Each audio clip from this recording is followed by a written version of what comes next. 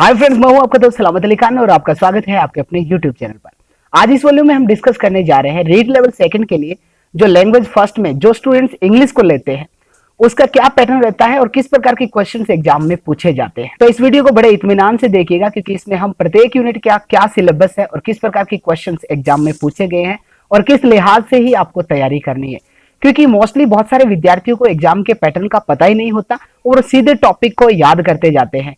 तो ऐसा वे बिल्कुल गलत माना जाता है। एग्जाम में जिस प्रकार के क्वेश्चन पूछे जाएंगे आपको अपनी स्ट्रेटजी क्वेश्चंस के हिसाब से उसी प्रकार से तय करनी होती है। तो ध्यान रखिएगा, लैंग्वेज जो फर्स्ट है वो 30 नंबर की है और 6 यूनिट्स में इसे डिवाइड किया गया है। कहने का मतलब प्रत्येक यूनिट जो है वो 5 मार्क्स की है, कोई प्रकार की नेगेटिव मार्किंग नहीं है, इसीलिए आपको पूरे के पूरे क्वेश्चन ही अटेम्प्ट करने हैं। ध्यान ये रखना है कि जो पहली यूनिट है उसके अंतर्गत एक अनसीन पैसेज दिया होता है जो कि एक प्रोज पैसेज होता है और इस अनसीन पैसेज के अंदर से ही आपको आंसर जो है वो देने होते हैं। ध्यान रखिएगा, अगर आप अनसीन पैसेज की प्रैक्टिस कर रहे हैं तो आप नॉर्मली जो स्टोरी वगैरह के जो पैसेज है उनको बिल्कुल भी आप तैयार ना करें। आपको जियोग्राफिकल या जो भी टेक्नोलॉजी बेस्ड है या कंप्यूटर बेस्ड है या जो भी इन्वायरमेंटल संबंधी जो पैसेज है उनको आप तैयार करें और उन्हीं की वोकेबलरी पे आप फोकस करें। पहली यूनिट में 5 टॉपिक दिए गए हैं और प्रत्येक टॉपिक में से एक एक क्वेश्चन ही आने के चांसेस रहते हैं। पहला क्वेश्चन पूछा जाता है सिनोनिम से, कहने का मतलब सिमिलर वर्ड्स आपसे पूछा जाता है। एक वर्ड दे दिया जाता है और उसके साथ जो मीनिंग मैच करता हुआ वर्ड आपको पैसेज में से ही ढूंढना होता है। तो इसलिए आप रैंडमली सीधे याद ना करें वोकेबलरी को, आप पैसेज के हिसाब से ही इसको सॉल्व करने की कोशिश किया करें।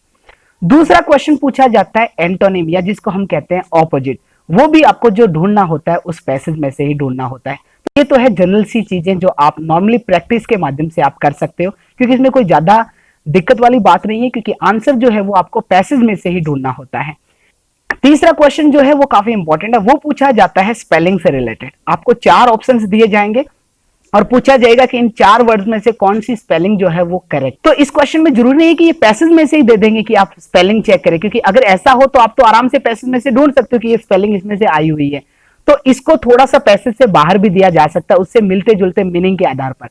जैसे पिछले 2017 में आया हुआ है, which of the following words is correctly spelled. Fertile की स्पेलिंग दी हुई है, 4 ऑप्शन है और इसमें से जो सी ऑप्शन है ये इसका सही हो जाएगा। तो इस प्रकार से आपकी स्पेलिंग पे ज्यादा से ज्यादा पकड़ होनी चाहिए। बहुत लंबी स्पेलिंग वाले वर्ड है वो आपको याद नहीं करने हैं। आप जनरली जो ज्यादातर डेली यूज के होते हैं जैसे इन्वायरमेंट है, साइकोलॉजी है, जियोग्राफी है, इस प्रकार के जो वर्ड है उन पे ज्यादा से ज्यादा आप फोकस किया करें। नेक्स्ट क्वेश्चन पूछा जाता है वन वर्ड से संबंधित। एक पूरी फ्रेज दे दी जाती है और उससे रिलेटेड वन वर्ड आपको उस पैसेज में से ही ढूंढना होता है। तो इससे संबंधित जो फ्रेज दी जाएगी वो जरूरी नहीं है कि पूरी मैच करती हो पैसेज से। जैसे पिछले साल पूछा गया, find the correct word for the phrase given below, converting waste into reusable material. कि जो वेस्ट होता है, जो कि बेकार पदार्थ होता है, उसको कन्वर्ट करके एक प्रकार से दोबारा यूज करने के लिए जो पदार्थ बना दिया जाता है, इस प्रक्रिया को क्या कहा जाता है। कई ऑप्शन है, जैसे गार्बेज है, गार्बेज तो खुद कचरा होता है।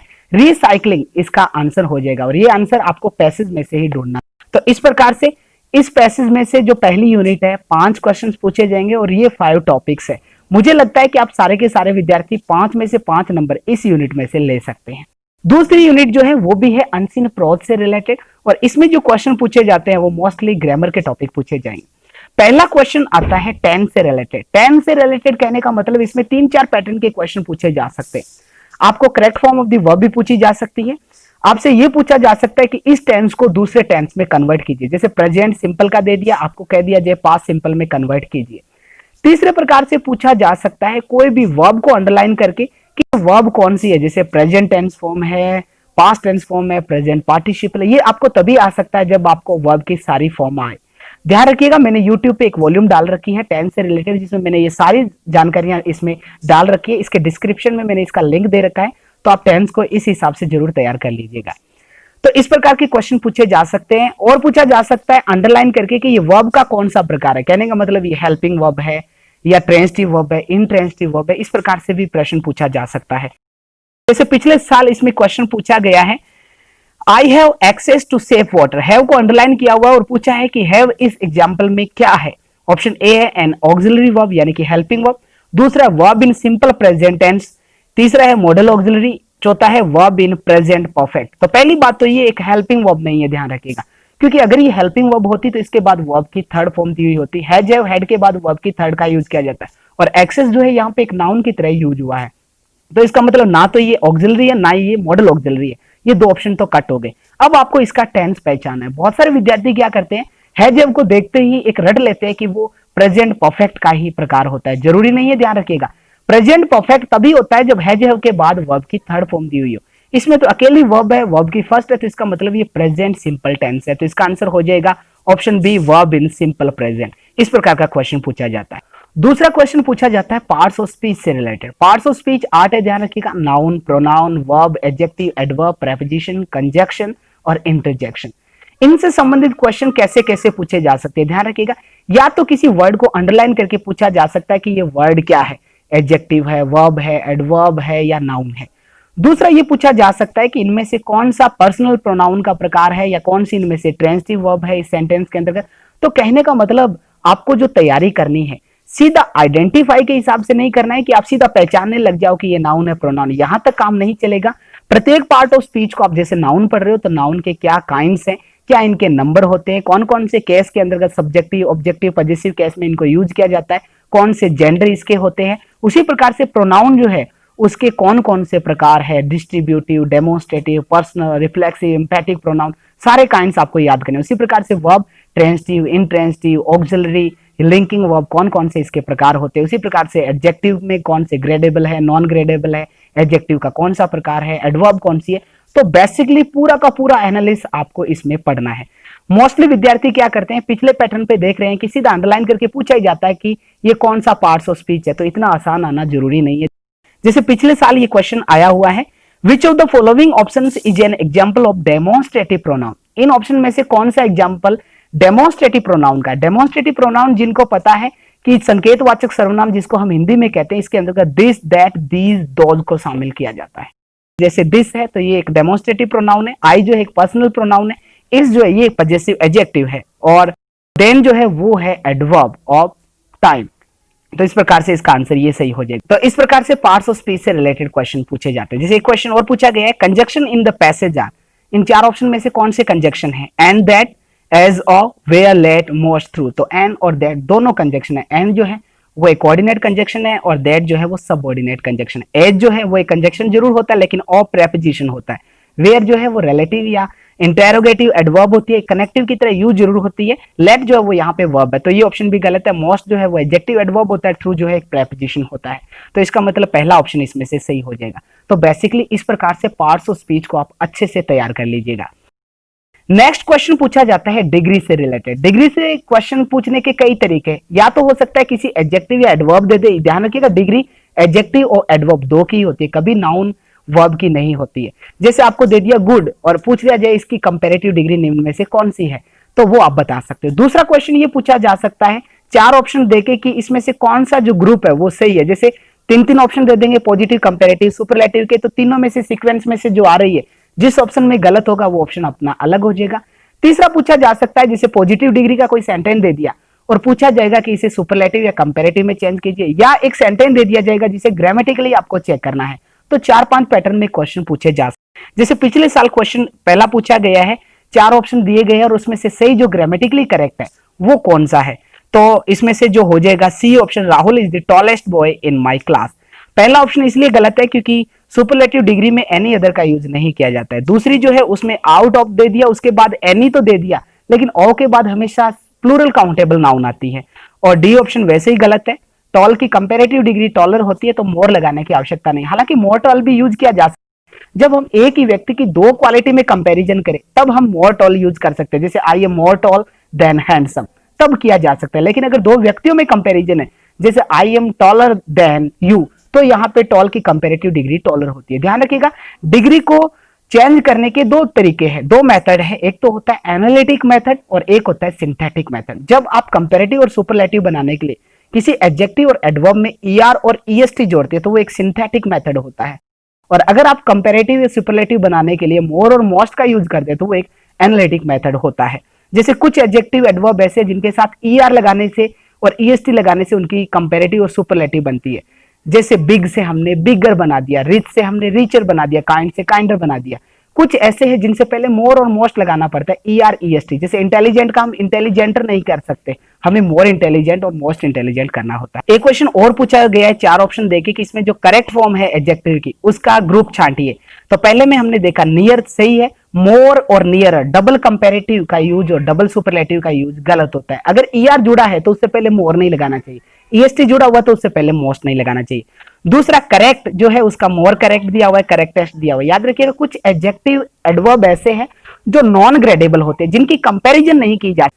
जैसे मैं ये कह सकता हूं आप मेरे से ज्यादा हैंडसम है, लेकिन मैं ये नहीं कह सकता आप मेरे से ज्यादा मरे हुए हैं। तो मतलब दैट जो है वो एक नॉन ग्रेडेबल है। उसी प्रकार से करेक्ट है, परफेक्ट है, सिंगुलर है, स्क्वायर है, कुछ ऐसे एडजेक्टिव एडवर्ब है जिनको हम नॉन ग्रेडेबल की कैटेगरी में रखते हैं और उनसे पहले मोर मोस्ट का यूज नहीं किया जाता है, तो ये भी गलत हो जाएगा।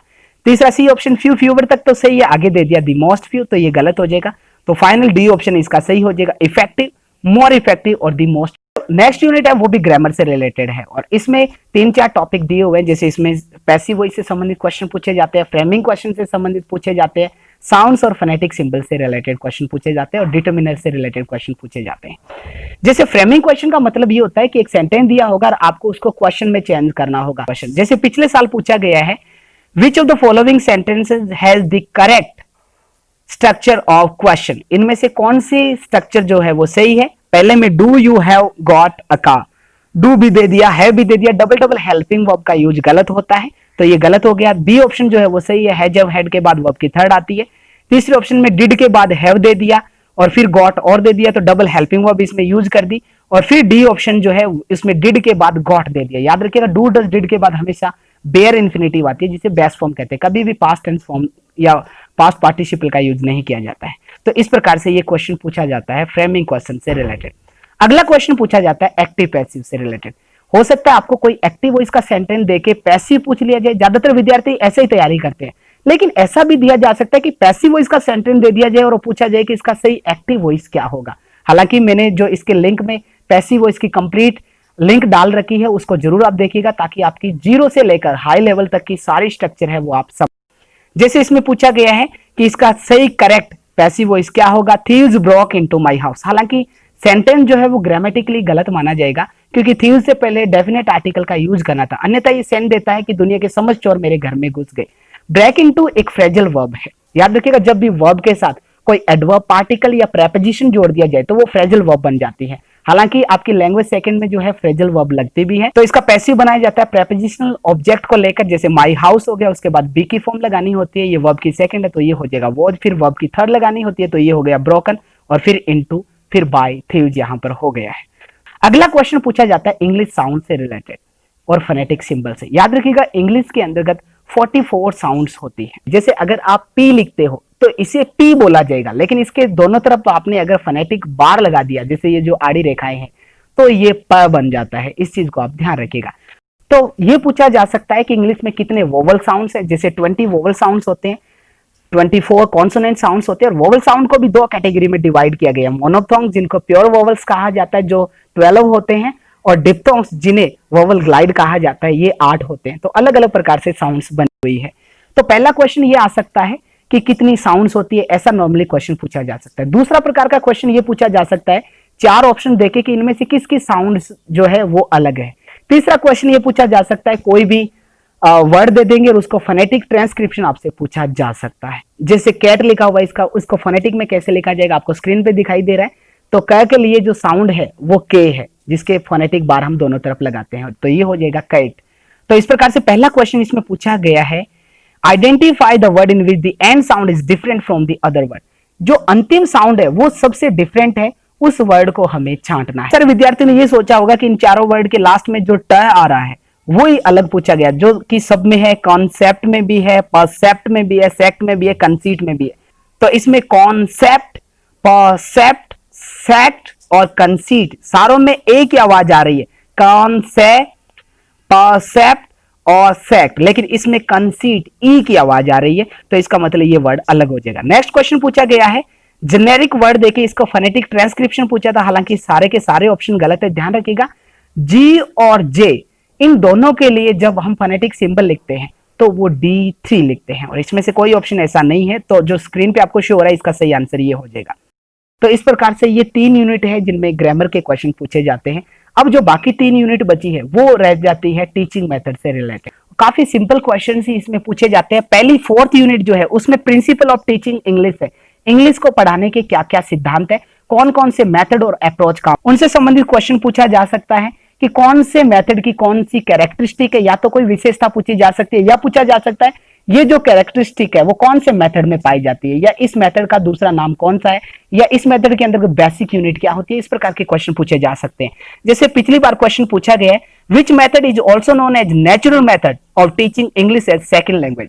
इंग्लिश जिसे हम सेकंड लैंग्वेज के रूप में पढ़ाते हैं, याद रखिएगा फर्स्ट लैंग्वेज और प्राइमरी जो लैंग्वेज है वो हमारी एक मदर टंग होती है, या हमारे लिए हिंदी है।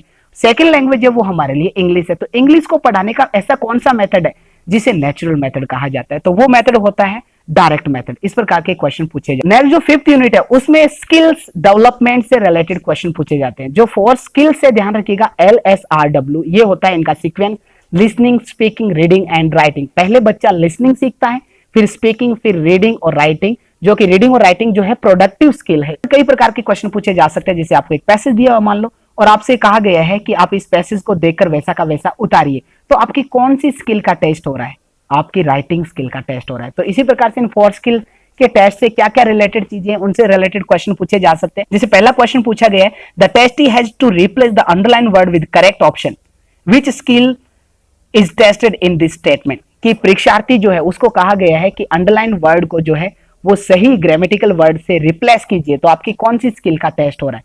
तो कोई अंडरलाइन वर्ड करके दे रखा है, आपको उसकी जगह सही वर्ड जो है वो फिलअप करना है, तो आप राइट करके ही तो फिल करोगे उसको। तो इसका मतलब कौन सी स्किल का आपका टेस्ट हुआ, तो वो हुआ आपकी राइटिंग स्किल का। तो ऐसे क्वेश्चन पूछे जाते हैं। लास्ट एंड फाइनल जो यूनिट है वो है 6th यूनिट, इवेल्युएशन से रिलेटेड, जो कि कंटिन्यूस और कॉम्प्रिहेंसिव इवेल्यूशन होता है। इसके अंतर्गत आपका मूल्यांकन किया जाता है, किस प्रकार से आप एरर करते हैं और उनको किस प्रकार के मेथड से आपकी कमियों को दूर किया जा सकता है।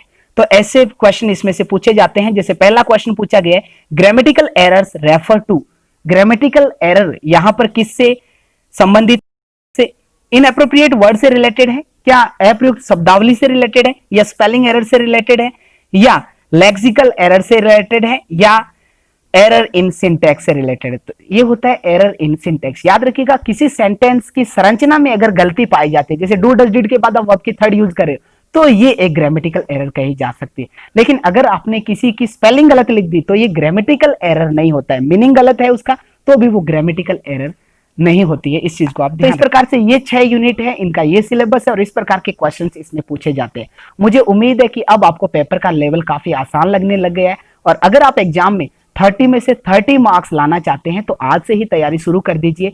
टॉपिक्स को बहुत ही बेहतरीन तरीके से पढ़िए, जिस प्रकार से पिछले एग्जाम्स में से क्वेश्चन पूछे गए हैं। तैयारी से बिल्कुल समझौता मत कीजिए। अगर कोई लोग आपको कहते हैं कि हल्के फुल्के क्वेश्चन एग्जाम में पूछे जाते हैं, तो बिल्कुल आपके साथ नाइंसाफी और आपको पूरी तरीके से मिसगाइड किया जा रहा है। पेपर का पैटर्न कभी भी चेंज हो सकता है, इसलिए आप टोटल चीजों को बेसिक वे में तैयार कीजिए। और अगर आप इस सारे सिलेबस को मेरे साथ कवर करना चाहते हैं तो बहुत जल्दी मैं लैंग्वेज फर्स्ट और लैंग्वेज सेकंड का पेड कोर्स शुरू कर रहा हूं, जिसकी जानकारी आपको दे दी जाएगी। फिलहाल आप इस नंबर पर मैसेज करके अपना नंबर रजिस्टर्ड करवा कि आपको जो अब वर्तमान में फीस निर्धारित की गई है 1000 रुपीज फर्स्ट लैंग्वेज की, तो उसके अंतर्गत आप सारा कोर्स जो है जब तक एग्जाम हो तब तक कर सकते हैं। हो सकता है आने वाले टाइम में फीस बढ़ा दी जा सकती है, लेकिन जुलाई से पहले अगर आप अपना नंबर रजिस्टर्ड करवा लेते हो 1 जुलाई से पहले तो आपको 1000 के अंतर्गत ये पूरा का पूरा सिलेबस आपको प्रोवाइड करवाया जा सकता है। और अगर आप चाहते हो, आप सेल्फ स्टडी करना चाहते हैं, किसी और बड़ी कोचिंग सेंटर के यूट्यूब चैनल से आप पढ़ना चाहते हैं, तब भी आपका मोस्ट वेलकम है। आप बहुत सारे ऐसे चैनल हैं जो इस प्रकार की तैयारी करवा रहे हैं। बाकी मैं शॉर्ट ट्रिक से कुछ नहीं पढ़ाता हूँ, पूरा का पूरा कॉन्सेप्ट बेस्ड पे ही मैं सारा सिलेबस आपको कवर कर रहा हूं। तो फिलहाल इस वॉल्यूम में इतना ही। मिलते हैं कल एक नेक्स्ट वॉल्यूम के साथ और लैंग्वेज सेकंड के सिलेबस और एग्जाम पैटर्न के साथ। तब तक के लिए दीजिए इजाजत।